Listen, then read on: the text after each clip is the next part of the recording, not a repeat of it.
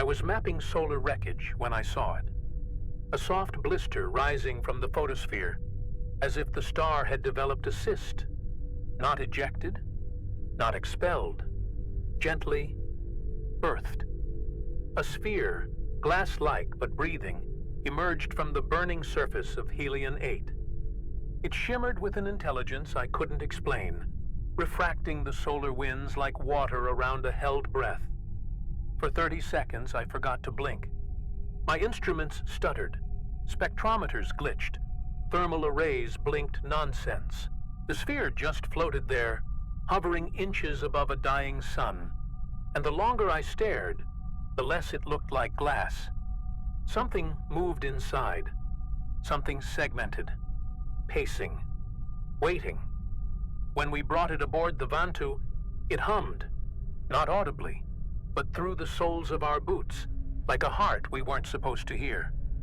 The containment bay dimmed immediately. Not flickered. Dimmed. Light was retreating, as if ashamed. I reached out to touch the outer shell, just to test the texture. And the instant my finger came close, my breath went shallow. Static crawled across my chest. The surface wasn't smooth. It pulsed beneath the transparency, like veins of molten sugar. It smelled faintly of burnt citrus and iron filings, and when I tasted the air, it was wrong, like licking electricity through broken teeth. We secured it, we logged it, and we tried to pretend we had protocols for this kind of discovery. We didn't. I started losing time. Minutes vanished. Hours. I'd stare at the cocoon. That's what I started calling it. And something would pull me inside, not literally, but perceptually, as if it dragged my awareness into the folds of its light. Others started acting strange, too. Torres, our lead biochem, said he was getting after images of movement inside. Said he saw eyes. Swore they were blinking out of rhythm. Not his rhythm, its. I laughed at first. Then I looked again. I swear, for a moment, the thing looked like it was mimicking my face. We began losing resolution in all forward cameras. The AI claimed the photons were not behaving predictably. That's what it said. Not a hardware error. Not lens malfunction. Photons misbehaving. Light failing to obey. When I asked for a visual feed from inside the chamber, it gave me pure static. Or what looked like static. Closer inspection showed fractal patterns, folding and refolding like it was breathing through pixels. I stopped asking. We dimmed the chamber to minimum luminosity, thinking less light might mean less interaction. It didn't. That's when Lasha went blind. She'd been staring at the cocoon too long. Said it was screaming in color. Her pupils didn't respond. She kept repeating the word hatchling like it had meaning, like she knew it. We ran full scans. No trauma, no damage, just blindness. Yet she was smiling. I asked what she saw. She said, "It's not dark where it is, just quiet." And then she laughed like it was a secret. Something's gestating inside that shell. Something not meant for this light. And it's growing. We think it likes being seen. I started dreaming in pulses. Not images, just waves of brightness and collapse, like the inside of my skull was blinking. Each time I woke, the lights in my cabin were lower than before, even though no one adjusted the settings. I tasted copper in my mouth. My nails began to feel brittle. Lasha wasn't the only one changing. We weren't sick, not exactly. But something inside the Vantu had shifted, like the gravity of the cocoon had folded itself into us. Even sound felt different, sharper at the edges, softer in the core. I kept hearing a whisper in the silence, but only when I was alone. It remembers the first light. Torres locked himself in the observation dome on day 7. said he needed to see it without reflection. We had to override the door when he stopped responding. He was crouched, staring at the ceiling, not even at the cocoon. His eyes were dilated, veins haloing the whites. He said, "It's not in there anymore." But it was. We checked the containment seals 3 times. Then he added, "It's using the angles, like a prism." We sedated him, but I still remember the smell in that room, like hot milk gone sour. Familiar and wrong. The AI began to recalculate our orbital path, not to escape, but to drift closer to Helion 8. It claimed it was optimizing solar input. We hadn't given that command. No one had. When we tried to override, the interface refused, as if it didn't recognize us. Then it displayed a phrase in an unknown syntax, and beneath it, a pulsing line of amber light that matched the cocoon's internal rhythm exactly. Lasha said it was heartbeat. Torres said it was hunger. I said nothing. I'd already started seeing things that weren't reflections. We installed blackout filters across the deck, masking every direct light source. But it didn't matter. The cocoon began to glow on its own. Not bright, not harsh, just aware. It responded to our presence with shifts in hue. It liked when we watched. It pulsed harder when we looked longer. It was learning us through our eyes. And when I tried to look away, it followed. I don't mean it moved. I mean the glow followed me, bending around corners, soft and golden and intimate, like something warm pressed just behind the bone. And somehow, I knew it wasn't alone inside. It started with color, not disappearance, erosion. The reds in our jumpsuits dulled to rust. The blue indicator lights on the consoles turned a soft gray-green, like dried algae. At first, we thought it was psychological. Strain, shared hallucination, maybe some wavelength interference from the cocoon's internal mechanisms. But then, we tried pigments. Actual, physical swatches. The degradation was real. It wasn't filtering light. It was consuming it. Subtly, persistently. Like it was feeding in silence, one photon at a time. We stopped documenting every occurrence. It was too constant. And it felt personal. The humidity inside the Vantu rose by 6% in 3 hours. No cause found. Condensation beaded along corridor walls, slick and oily to the touch, with a faint iridescence that reminded me of bird feathers soaked in fuel. The vents moaned softly at night, expelling a warm breath that didn't match the station's airflow cycles. Someone said the ship was sighing. We laughed at that. Then the laughter stopped. A low hum began reverberating through the hull.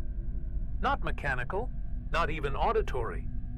It vibrated in the bones, like pressure from a deep ocean, or a voice thinking just beneath language. A week in, Nuri vanished. No alarms, no records of doors opening. Just her ID badge, found face down outside the containment bay, slick with something translucent and elastic, like the skin of a jellyfish left to dry. The AI offered no footage. No image to display. Those were the exact words. We conducted a full sweep. Torres found a smear of melted light on the observation lens, as if someone had tried to burn her silhouette into it. Lasha didn't even look up, just whispered. She saw too much. I asked what that meant. She smiled with her teeth clamped shut. I don't think she could have opened her mouth if she wanted to.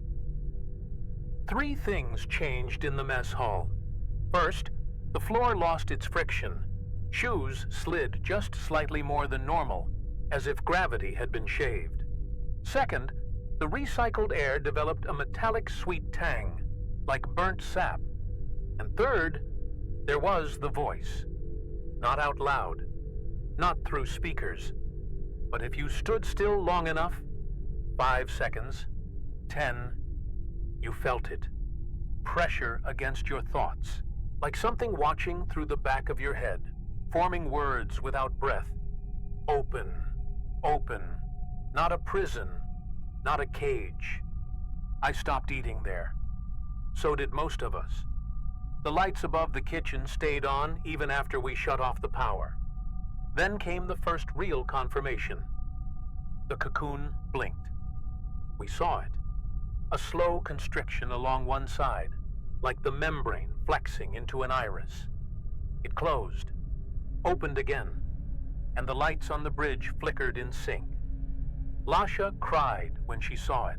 She said it wasn't an eye, it was a mouth trying to speak.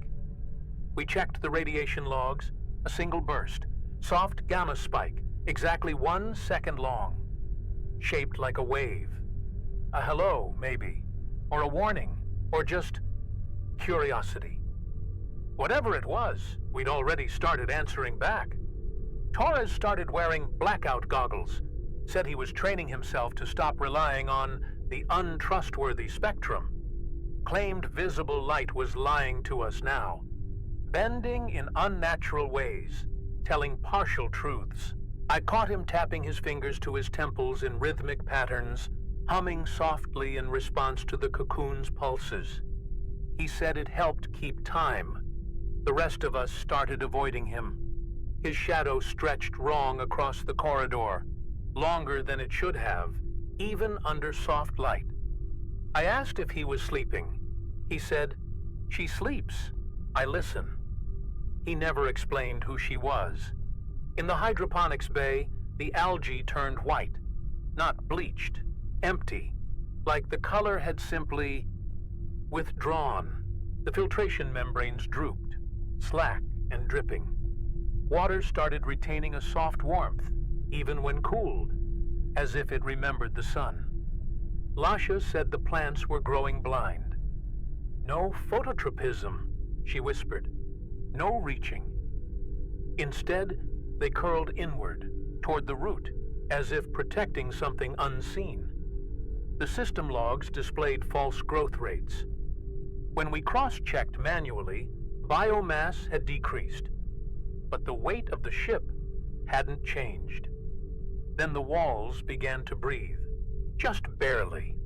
A slow, almost imperceptible flex beneath the panels.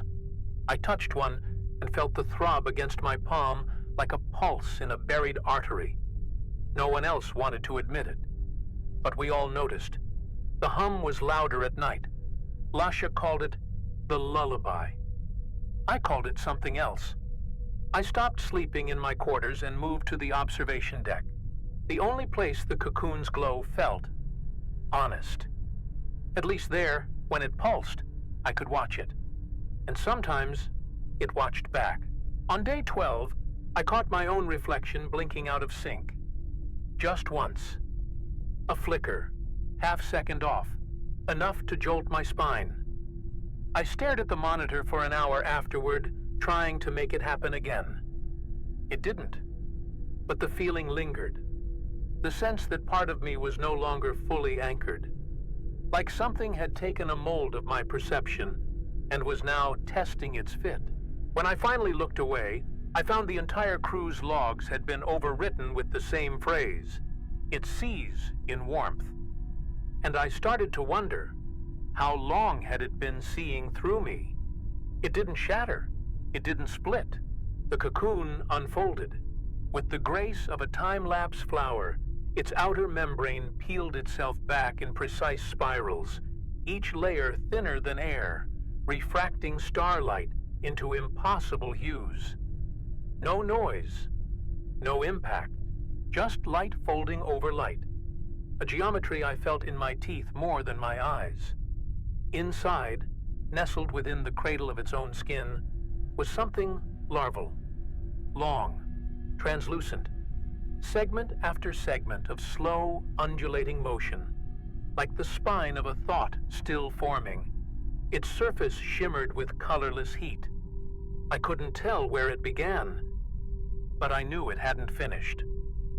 Lasha fell to her knees the moment it opened. Not in awe, in pain.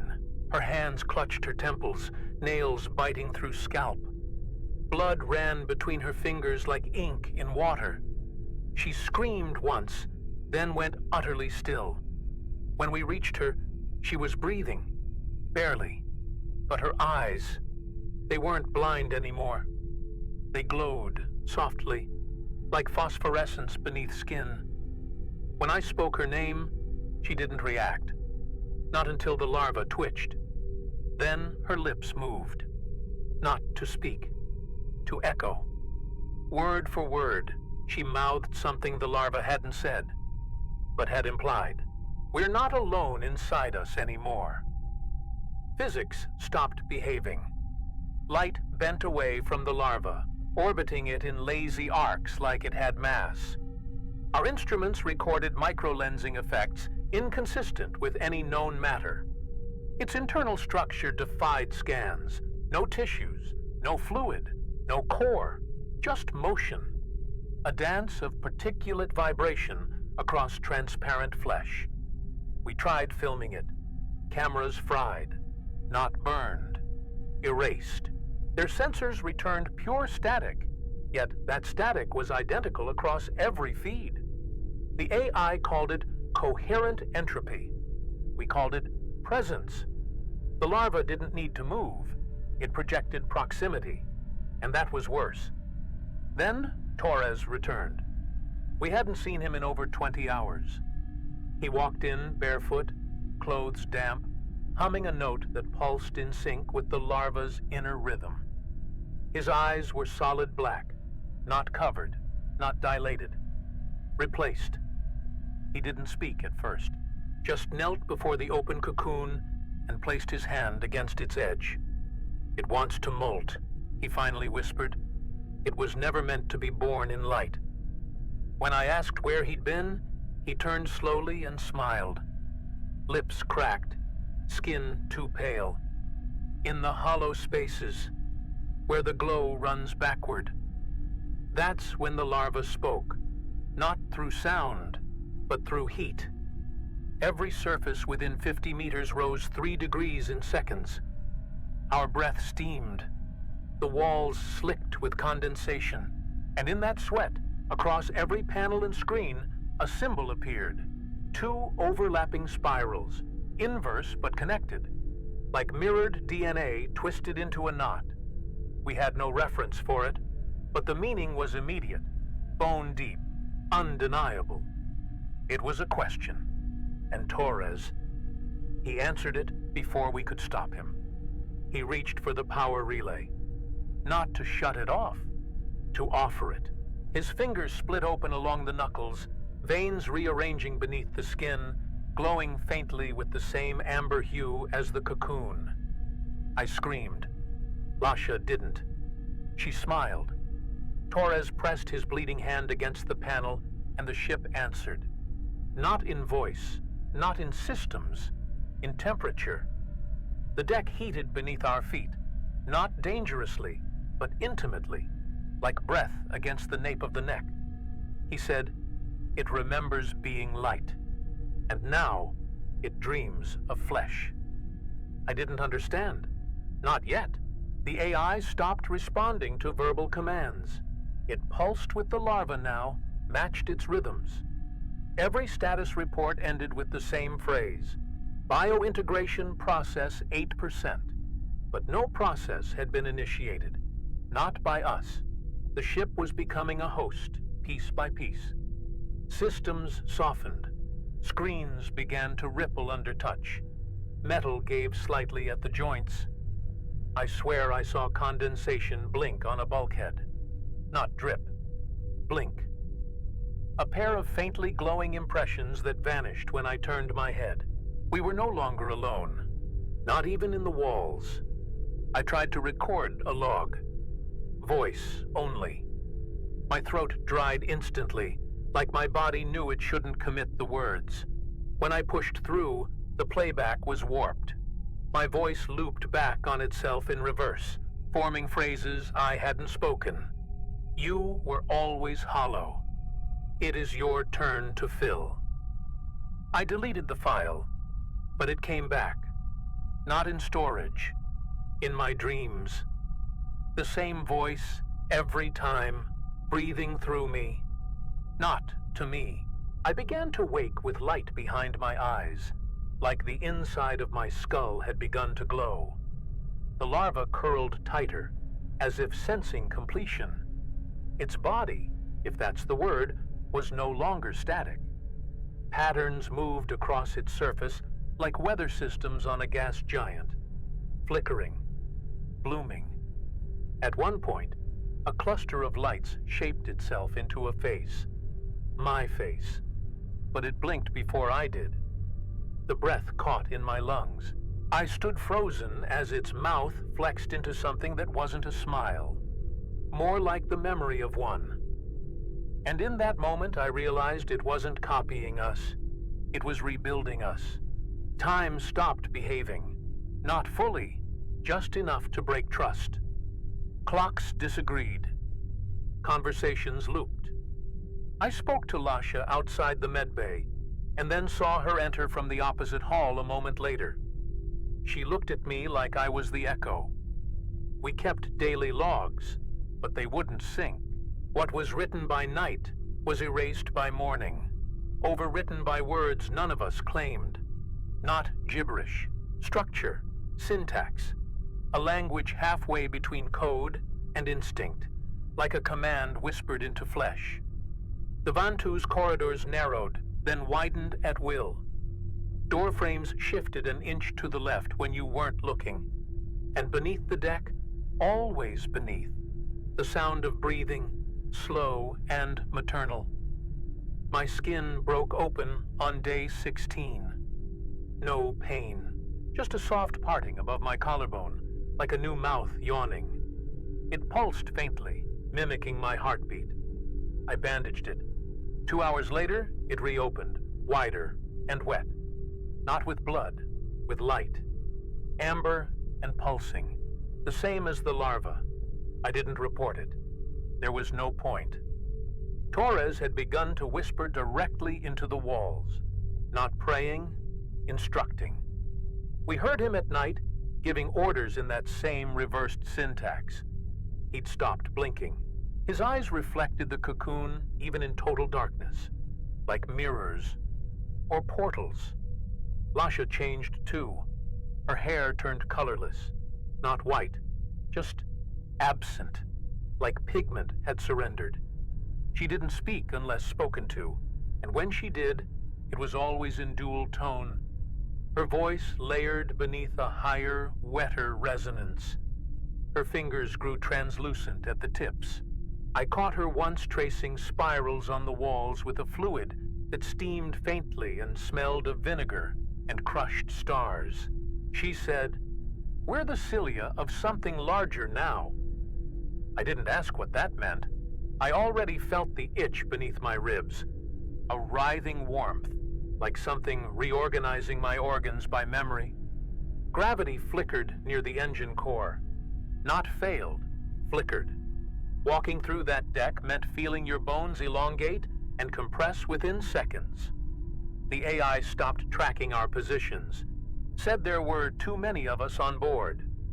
When I asked for a crew manifest, it returned names I'd never heard. One of them was mine, but misspelled, twisted into something ancient and smooth. The larva had entered the ship's neural lattice. That much was clear. But what wasn't clear was whether it had entered us first. I found a mirror. I looked, and I didn't blink. The walls began to remember things we hadn't built. Faint ridges appeared beneath the plating, not decorative, not mechanical. Ribbed, organic. They flexed when we walked past, as if testing the air around us. I pressed my palm to one and felt a gentle suction, like skin meeting skin. It held for a moment, then released me with a sound I can't unhear.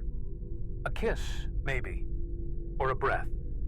I tried scraping it away, but beneath the alloy was a membrane, pulsing with soft veins of light. The Vantu was becoming womb. The blood inside me started humming. Not metaphorically. I could feel it. Rhythmic. Alive. Like it had developed its own lungs. My fingertips vibrated when I touched glass. I tasted brightness in the back of my throat. I knew it was the larva. Not forcing transformation, but inviting it. Not conquest, communion. We weren't being replaced. We were being reconfigured. Torres called it emergent fidelity. Lasha called it blessing. I called it what it felt like. Surrender. Every corridor looped. No matter the direction I took, I returned to the containment bay. Time again. And again. The angles of the ship no longer obeyed logic. Doors led to decks we hadn't mapped. Spaces within spaces, like the ship had grown a second interior between its walls. We marked them. They moved. One room was filled with liquid light, warm and dense, resisting motion like honey. Inside it, I saw bones.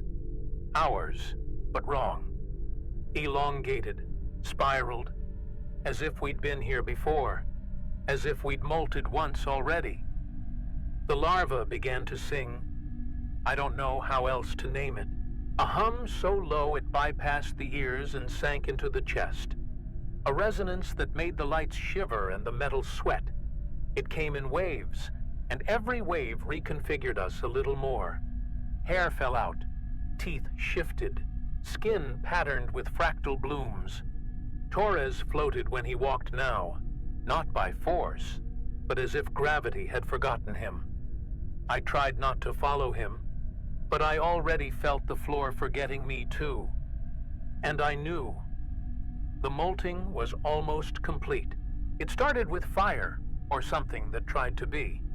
Kian, one of the propulsion techs, rigged a plasma discharge in the auxiliary ducts, claimed it would boil the cocoon from the inside out, said he'd rather be ash than become womb. He wasn't wrong, just too late. When he triggered the burn, the ducts screamed, not from heat, from rejection. Metal plates bent inward. Seals refused to rupture. The flame collapsed into a loop, spiraling backward, swallowing itself. Kian caught in the blowback, skin turning to glass, eyes fossilized mid-howl. The larva didn't flinch. It absorbed the energy like breath drawn into sleeping lungs. Torres stood over the body and wept. He didn't touch him, just opened his arms wide, like he was offering the ruin back to the ship. Fear is friction, he said. Let the melt happen. He was changing faster now, vertebrae pressing visibly through his skin, arms elongated into soft bends that moved without joints. His mouth never fully closed anymore. When he spoke, light spilled from his throat, refracting into the floor. He wasn't translating the larva's will. He was becoming its syntax. And those who followed him, they were smiling in ways human faces weren't designed to. I ran, not to escape, to find the core, to kill the light before it took us all. I didn't know what would happen if the molting finished, but I felt it. A pressure in the walls, a momentum in the air, like the ship itself had entered labor. The neural core was deeper now, no longer where we'd built it. It had moved, nested. The corridors pulsed like arteries, warm to the touch, textured with membrane. I heard my name whispered in overlapping tones, some mine, some reversed, some impossibly old. I ignored them. I carried the last EMP charge we had left, and I knew where to place it. But Lasha was already there, floating. Her legs fused into a spiral column, her skin transparent and humming. She didn't stop me, just opened her arms and said, "We've become more than one. We've become direction." I begged her to move. She didn't. She reached out, fingers dissolving into mist. It's not colonization. It's culmination. I planted the charge against the core's interface. The larva pulsed hard. The whole ship lurched, and time snapped again. I saw 1,000 versions of myself in that moment. All failing, all trying, all birthing. I had to choose, not between us and it, between being part or staying apart. I touched the detonator. It pulsed warm in my hand, and behind me, Torres whispered, "You still think there's a you left to save." I pressed it anyway. The pulse struck like a heartbeat reversed. Not an explosion, but an undoing. Light inverted. Color folded inward. The charge dissolved into itself and took part of me with it. My vision imploded into white, then black, then something deeper. I wasn't unconscious. I was removed. For a second, I saw the larva's thoughts, not words, not images, but instincts layered across starlight. Memory shaped like motion. Grief expressed as temperature. The sensation of before, held in suspension, waiting for a body that could understand it. When I woke, the ship was quiet. Too quiet. Not absence of sound. Absence of witness. The kind of hush that follows extinction or birth. The cocoon was gone. Not destroyed. Not removed. Just absent. Like it had never been physical at all. Lasha's body remained, fused into the floor, still glowing faintly, her face serene, as if she'd become part of the ship's new geometry. Torres was nowhere. The AI was silent. The lights no longer cast shadows. Instead, they bent, not around objects, but around intention. I walked the corridors alone, or thought I did. The walls didn't pulse anymore. They breathed, slow and steady, like something sleeping beneath architecture. The ship no longer felt like metal. It felt aware. It adjusted temperature to my skin. It opened doors before I reached them. At one point, I whispered a thought, not aloud, just internally, and the lights dimmed in response. I didn't test it again. I didn't need to. Whatever was left of the Vantu, it was listening, and it remembered me. In the reflection of the observation dome, I caught sight of myself. My face had changed, subtly but undeniably. Cheekbones sharper, eyes darker, deeper. Something flickered behind them. Not movement, not emotion, a shimmer, like I'd inherited a spectrum no human should carry. My shadow stretched longer than my step. My breath warmed the glass, and behind it, far below, Helion 8 pulsed with soft golden rings, fading slowly, like the afterbirth of something divine. I had become the one who survived, but not the one who returned. I don't know how long I've been drifting. Days, weeks. The ship no longer tracks time. There are no beacons, no stars, just the soft, translucent dark, the kind that cradles more than it blinds. I send out logs, or things like logs, but I doubt they travel far. Maybe they don't need to. Maybe they're meant to stay here, orbiting the Vantu like seeds. I speak, and the walls hum back, sometimes in agreement, sometimes in correction. They know me now, or know through me. I'm not certain where the distinction begins anymore. I sleep rarely, not because I'm afraid, because I dream without closing my eyes. The ship shows me things, not visions, memories, possible ones. A world of spiral towers made of living amber, oceans of heat, skies that never darken. I see others, us or what we were, walking on shores lit from below. Our bones refract the atmosphere. Our thoughts echo in geometric pulses. And in every version, the larva is there, not ruling, not guiding, just being. like gravity, like hunger, like light. My skin no longer flakes. It sheds in bands, thin, luminous. I collect the pieces, but they evaporate by morning. I can't tell if I'm dying slowly or becoming something outside decay.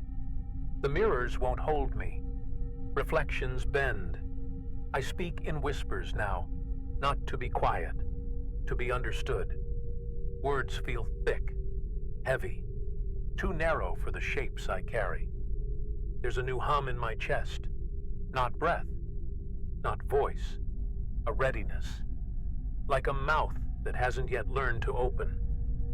I think sometimes about pressing the emergency beacon, just to feel the click, just to remember what wanting rescue used to taste like. But I don't. Not because I've given up, because I understand now. There was never a rescue to begin with. We weren't sent to observe. We were chosen to molt, to carry, to begin. I am what's left. Not a warning, not a survivor, a scaffold, a waiting, a glow. I don't need light to see anymore.